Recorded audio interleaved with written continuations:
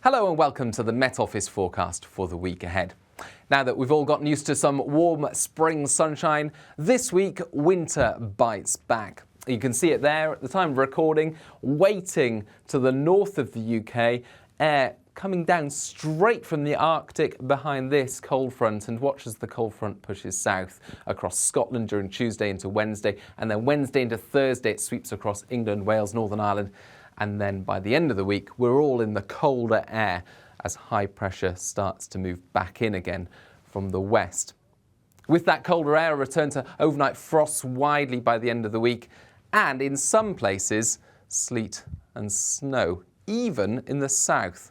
Some uncertainty there and more on that in a moment, but on Tuesday morning it's a largely frost-free start because we've got a lot of cloud cover, low cloud, mist and fog in places, central and eastern England particularly gloomy. It will slowly lift, but I think we keep a lot more cloud than we've been used to over the last week or so.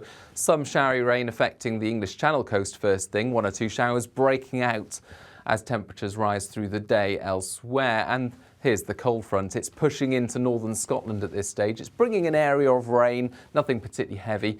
Could see some sleet over the hills as that comes south. But the real cold air there coming into the Northern Isles and feeling much colder with temperatures of 5 to 7 degrees, even lower when you factor in the strength of the wind and the fact that we'll see sleet, snow, hail showers by this stage for Shetland and Orkney. Elsewhere, temperatures still above average, but not as high as they have been, 11 to 14 Celsius, and certainly a lot more cloud than we've seen during the last week or so.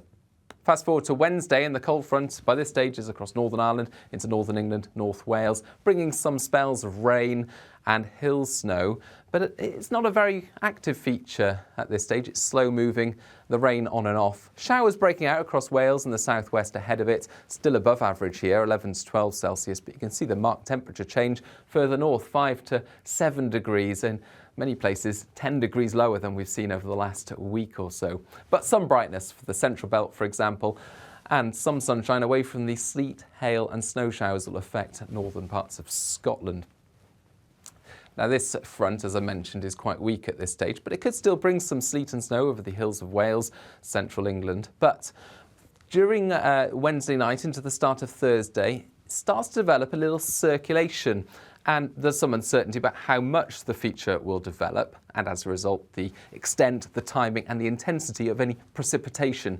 But it could bring, in places, sleet and snow if it's intense enough.